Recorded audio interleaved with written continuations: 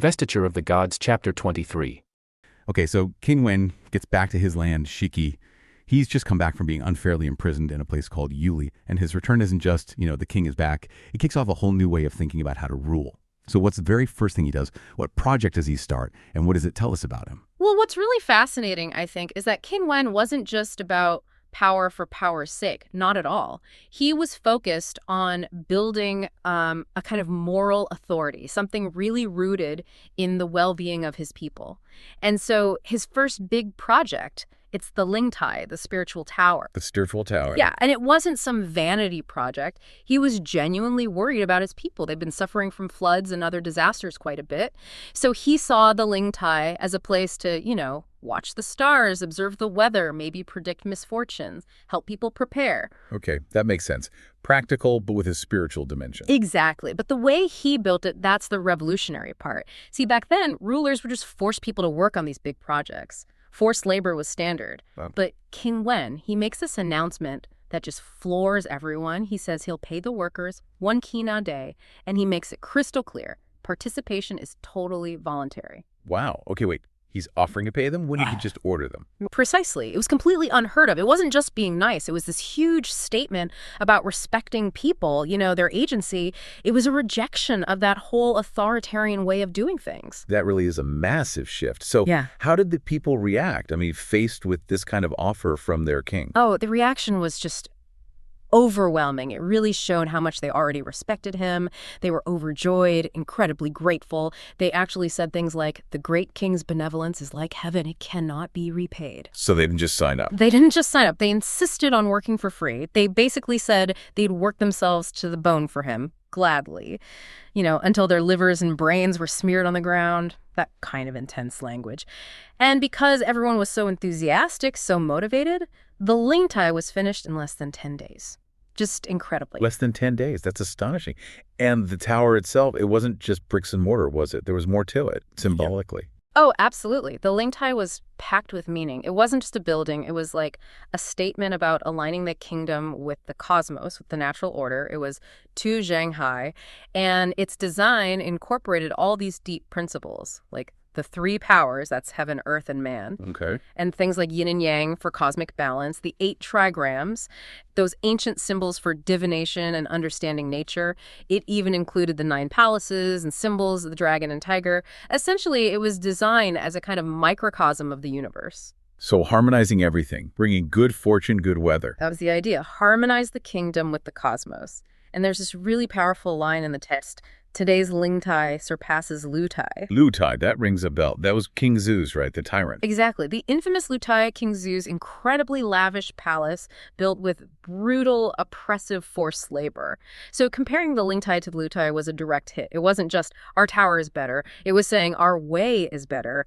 Our leadership, built on respect and popular will, is superior to your tyranny. That's wow. Yeah. It's like political theory built into architecture. You could almost say it's like an early form of social contract theory, centuries ahead of its time. He understood that real power, legitimate power, comes from the people's consent and well-being, not just divine right or force. That really deepens the significance. But okay, the Lingtai is built, it's magnificent, it's symbolic, yet King Wen felt something was missing, like the picture wasn't quite complete. That's right. He felt that to truly achieve this perfect harmony, this idea of water and fire intersecting and perfect yin-yang harmony, something else was needed. He envisioned a marsh located right below the tower. A marsh. Yeah. Okay, but didn't he just finish this huge project? Was he worried about asking his people for more work? He absolutely was. That's the thing about King Wen. Even after this huge success built on volunteer labor, his first thought is, am I burdening my people again? It really shows his character, doesn't it? It really does. So he hesitated. How did his advisors respond? And what happened when they actually started digging this marsh? Well, his key minister, San Yisheng, stepped in. He basically reassured the king, saying, look, digging a marsh, that's way easier than building the tower. The people will be happy to do it. And he was right. The people volunteered again, totally eager. They trusted him. They'd seen his fairness. But then as they were digging, they found something. Oh, what'd they find? A set of old human bones. Withered bones. And the workers, probably not thinking much of it, sort of tossed them aside. Oh, dear. Just discarded them. How did King Wen react when he saw that? His reaction was instantaneous and profound. He immediately ordered the workers to stop, to carefully gather the bones. He had them placed respectfully in a box, and then commanded they be buried properly in a high place. He took responsibility for them. Completely. He actually expressed guilt. He said something like, "How could I, by digging this marsh, disturb these bones? This is truly my fault." Think about that. Guilt over disturbing forgotten remains. That's extraordinary. Compassion for someone long dead, someone totally unknown. Exactly. And this act, the simple act of deep respect for the dead, it just resonated powerfully with everyone watching. How did the people interpret this? What did they say? They were deeply moved. They started saying things like, "Look at our king, such saintly virtue, his grace reaches even withered bones." And then the crucial line, "How much more will we, his living people, benefit from his kindness?" They even declared, "The people of Shiki have gained a parent." Wow. Gained a parent. That's not just political loyalty, that's love. It really is. It's a bond forged by genuine empathy, not just laws or taxes. It shows how that kind of deep-seated virtue creates a connection that commands can't. Incredible. Okay, so the Ling Tai is complete, the marsh is dug, the bones are respectfully buried, everything's in harmony. King Wen decides to spend the night there, on the tower, and then something happens, a dream. Yes, a very vivid, very startling dream. It's the third watch, so around midnight. He dreams of this incredible creature, a white-headed winged tiger. Imagine that, a tiger already powerful but with wings, and it's pouncing right at his tent. Yikes. That sounds more like a nightmare. He certainly thought so. He woke up absolutely terrified, drenched in sweat. The image just seared into his mind. So what does he do? He must have been deeply troubled. He was. The next morning, he immediately calls for San Yisheng, his trusted minister, the one who reassured him about the marsh. He recounts the whole dream, clearly shaken, and asks, "What on earth does this mean?" And San Yisheng, what's his take? Is it a bad omen? Quite the opposite. San Yisheng is actually thrilled. He declares it a great auspicious sign, a really good omen. Wait, a winged tiger pouncing at you is a good sign. How does he figure that? Well, San Yisheng interprets the winged tiger, not literally but symbolically. He says it's actually representing a flying bear. A flying bear. Okay, that's less immediately scary, I guess. What's that mean? The flying bear, Fekshang, is a known symbol in their lore. It signifies that King Wen is destined to find an incredibly important advisor. A pillar of the state minister, he calls him, a great sage. Someone on the level of legendary figures like Feng Hao, who advised the mythical Yellow Emperor, or Yi Yin, who was crucial to the founding of the Shang dynasty. Ah, so the dream isn't a threat, it's a promise of finding this essential advisor he needs. Exactly. It's divine guidance. And San Yisheng even points to history. There's a precedent. Yes. He reminds King Wen of King Gaozong of the Shang dynasty. He apparently also dreamed of a flying bear and soon after found his incredibly wise minister, Fu Yu. So it's like history repeating itself, a recognized cosmic sign. Okay, that adds a lot of weight. Anything else in the dream? There was also firelight mentioned in the dream. San Yisheng interprets that as symbolizing the forging of metal, like making a great weapon or instrument. He links this to the rise of King Wen's own dynasty, the Zhou. He basically says this is a huge sign that the Zhou dynasty is destined to rise. So the dream confirms his destiny, points towards finding a key person, and predicts the rise of his dynasty. That's quite a dream. It's a complete package, really, a divine roadmap. King Wen accepts this interpretation. He now knows he needs to find this flying bear, this great sage, even though he has no idea who or where this person might be yet. A divine roadmap indeed. Okay, so the king has his mission, his fated advisor, symbolized by a flying bear. Now let's shift focus completely, because while all this is happening at the court, somewhere else entirely, our destined sage is, well, he's doing his own thing, a very different thing. That's right. We cut to Jiang Ziya. He's had quite a past himself, left the capital charge, used some kind of earth magic, to escape or save people. Earth magic, like tunneling through the ground? Something like that, yeah. Pretty mystical stuff. But now he's living this very quiet, secluded life at a place called Pengxi, right by the Wei River. And his whole approach is about patience, meditation, waiting, and fishing. But not like any fishing you've probably seen. Right, this is the famous part, isn't it? His fishing technique. He's not exactly trying to catch dinner. Not in the slightest. The crucial detail.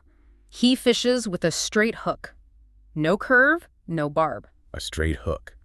How would you catch anything with that? You wouldn't, and that's the point. He doesn't care about catching fish. He says his real goal is to fish for a king or a marquis. Okay. There's this wonderful little verse where he explains it. Take from the straight, not seek from the crooked, not for the splendid fish, only to fish for king and marquis. Wow. So he's literally fishing for destiny, using a method that guarantees he won't catch anything but destiny. That's the interpretation, yes. This is a bold statement of integrity and patience, isn't it? He's saying, I won't compromise, I won't use tricks, I'm waiting for the right person, the right purpose, and I'll do it my way. It really paints a picture of someone absolutely sure of their path, willing to wait however long it takes. Exactly. That straight hook, it's pure symbolism. It reflects his character upright, unwilling to bend his principles for small gains. There's another verse that sums it up. Short rod, long line, guarding Panksy. Who knows this secret? Only fishing for the current king and minister, never intending for fish in the water. He knows what he's waiting for. Incredible patience. So there he is, our sage by the river, straight hook in the water, waiting for a king, and then someone just stumbles upon him. Precisely. And this encounter is just dripping with irony. Along comes this character named Wu Ji. He's a woodcutter, seemingly carefree, singing a song about how great his simple life is compared to the hassles of being an official. A complete opposite to Jiang Ziya's quiet intensity. Totally. And Wu Ji sees Jiang Ziya and actually references the famous fishermen and woodcutters dialogue. You know, that old trope about two wise men from different backgrounds sharing wisdom? Oh, the irony is already starting, so they start talking. They do. And Jiang Ziya introduces himself. He gives his name, and crucially, he includes his Taoist name. Let me guess. You got it. He says his name is Fekshang. Flying Bear. The exact name from the king's dream. The very one. But Wu Ji, the woodcutter, hears this grand name, Flying Bear, coming from this old guy sitting there with a useless-looking straight fishing hook. And he just laughs. He bursts out laughing. He thinks it's completely ridiculous, totally presumptuous. He mocks the straight hook, calls Ziya foolish. The term is shenong, meaning like your wisdom seems pretty dumb, and basically says his name, Fekshang, does not match his reality. Oh, man. The dramatic irony is painful. The very sign the king is desperately searching for is being openly mocked by a random woodcutter. It's fantastic, isn't it? It really makes you think, like you said earlier, how often do we dismiss people because they don't look the part? Yeah. Or their methods seem strange? So true. How does Jiang Ziya handle being called a fool and basically accused of false advertising with his name? He's completely unfazed, calm as ever. He just defends his fishing method again, repeats that he's fishing for a king. But Wu Ji isn't having it. He keeps mocking him, even makes fun of his appearance, saying he looks more like a live monkey than someone destined to meet royalty. A live monkey? Ouch. Yeah, pretty harsh. But then the tables turn. Jiang Ziya looks closely at Wu Ji. Oh, what does he do? He doesn't argue about the monkey comment. Instead, he just looks at Wu Ji's face and delivers this incredibly specific, out-of-the-blue prediction. He says, your left eye is blue, your right eye is red. Today, you will enter the city and kill someone. Whoa, where did that come from? Left eye blue, right eye red? Yeah. Kill someone? That's chilling. It's completely startling. And Wu Ji is, as you'd expect, furious. He accuses Jiang Ziya of having a poisonous mouth, just spewing baseless insults and curses. Understandable reaction, I guess? Totally. But this whole exchange, it's brilliant. You see the clash of personalities, the massive irony around the name Flying Bear, but you also get this sudden, sharp glimpse of Jiang Ziya's real power, his prophetic insight. It's hidden beneath that unassuming exterior, completely missed by the mocking woodcutter. Just a hard-working woodcutter. Just trying to make a living. Exactly. He's heading into the city, South Gate, shoulders piled high with firewood for sale. And the text really emphasizes how narrow these streets are. Which is important, setup-wise. It makes you feel like something could happen. An accident waiting to happen, almost. Precisely. It perfectly sets the stage for, well, disruption. And disruption arrives big time. It does. So Woody's trying to maneuver his load, and suddenly, this royal procession shows up. It's King Wen himself. It's the ruler, yeah. On his way to the Lengtai, this important spiritual platform, for a ritual. He's going to occupy and verify signs of disaster or auspiciousness. A big deal for a king. Definitely. A crucial act of governance back then. You could practically hear the guards shouting, yeah, His Majesty the King is here, clear the way. The crowd splits, people scramble. And Wu Ji gets caught up in it. He does.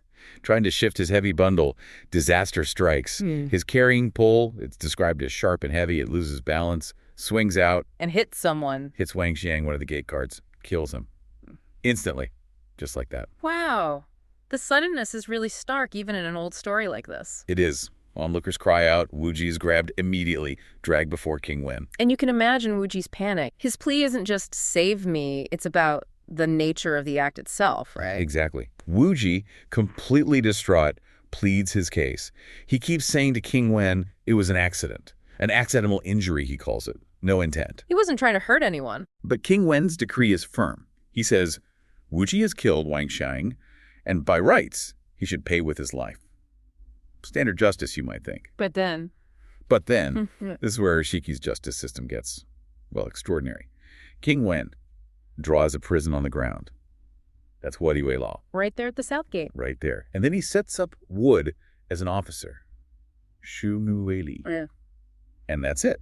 Wuji's confined to this invisible prison. Okay, this is just fascinating. Because we know other places, like Ziya, had actual physical prisons, stone walls, guards. Right. But here, a line in the dirt, guarded by a piece of wood. How could that possibly work? What gives it power? That's the million-dollar question, and the text gives this incredible answer. It worked because of King Wen's pre-heaven calculations.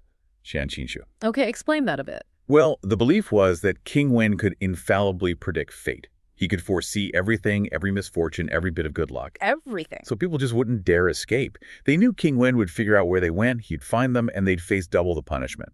Ah, so it's not about walls at all. No, it's about this unshakable belief in his, spiritual power and his foresight. Psychological confinement. Exactly. That speaks to a level of moral authority, a collective trust that's honestly hard to imagine today. It really is. King Wen's reputation for being infallible was so strong that a simple line on the ground became more effective than any actual prison. Brilliant, really. Governance through perceived spiritual power. Totally different from just physical force. You can feel the weight of that belief system. So poor Wuji is stuck inside these invisible lines for 3 miserable days. But here's the thing. He's not just crying for himself. No, his real agony is for someone else. Yes, he's consumed with grief for his elderly mother. She's over 70. The story makes it clear, no siblings, no wife. She depends completely on him. Utterly dependent. And his biggest fear, the thing tearing him apart, is that if he dies, she'll become a ghost in the ditch, which is just this horrifying image of someone starving, unburied, alone. It's a powerful term, and it highlights that deep, deep value placed on filial piety in ancient China. Absolutely. It's more than just duty, isn't it? It's like this fundamental responsibility that's even bigger than saving your own skin. It frames his whole tragedy. It's not just his life, it's her survival, too. Yeah. Makes his despair hit harder. It's incredibly moving. Yeah. So as Wuji is weeping there in his dirt prison, along comes San Yisheng. A high-ranking official. Right. And he's moved by Wuji's crying, asking what's wrong. Wuji tells him everything except his fate, but pleads about his mother, stressing again it was an accident. And this brings up that question again, right? Intent versus consequence. Yeah. How much should the accident part matter? Yeah. San Yisheng's reaction is key here. He doesn't just feel pity. He seems to understand the complexity. He sees the accidental nature, and critically, he sees the devastating impact on this isolated old woman. He gets it. It's a real moment of compassion. And he decides, okay, I'm going to King Wen. That takes courage. It does. He proposes this plan. Let Wuji go home temporarily, just long enough to sort things out for his mother, get her clothes, arrange for a coffin eventually, make sure she has food. Then he'll come back for his punishment. A temporary release based on filial duty. And King Wen, remarkably, hears San Yisheng out and agrees. He lets Wuji go. Wow. The text even throws in a little poem here summarizing it. King Wen exited the city to test the spirit platform. Wuji carrying firewood brought disaster. Wang Jiang died under the sharp pole. Jiang Ziya's fate at 80 was yet to come. Ah, that last line. A little foreshadowing. Totally. A deliberate wink from the storyteller, hinting that Wuji's story is about to connect with something much bigger. And King Wen's decision, it's quite something. It shows his justice system, while seemingly rigid because of his foresight, could also be merciful. It understood the human element, the social bonds. It wasn't just cold calculation. Right. It's about community well-being, too. So imagine Wuji racing home. His poor mother, the text says, had been waiting by the door, hadn't slept, worried sick he'd been attacked by tigers and wolves in the mountains. Just agonizing for her. She's overjoyed to see him, naturally. But then Wuji, through his tears, has to explain everything. The accident, the ground prison, the temporary release to sort out her affairs. Oh, that must have been brutal. He cries out, "Mother, your raising me was useless." Just heartbreaking, and his mother just clutches him, devastated. How could this happen to her loyal and honest, her dutiful and filial son? She feels like she can't live if he's gone. It's such a raw scene. It really drives home how central that parent-child bond was. Her grief isn't just for him, it's for the shattering of that connection and the terror of being left utterly alone. Yeah, terrifying prospect back then. Absolutely. But amidst all this despair, Wuji remembers something odd that happened earlier. The plot thickens. He recalls meeting this old man by a stream at a place called Panxi, and the old man was fishing, but in a really weird way. He was using a straight hook, like basically a needle, and no bait. Okay, that's definitely not normal fishing. Right, so Wuji, being a practical woodcutter, was just baffled. He actually mocked the old guy, asked him, "Why don't you bend the hook? Or use some smelly bait?" I mean, this is a fair question. From a practical standpoint, yes. But that strange method immediately flags this old man as different. He's not just fishing for fish, is he? It feels symbolic. Exactly. It signals he's operating on another level. And the old man's reply to Wuji's mockery was incredibly profound. He says, "Better to take from the straight, not to seek from the bent. Not for scaled fish, but to fish for kings and nobles." Wow.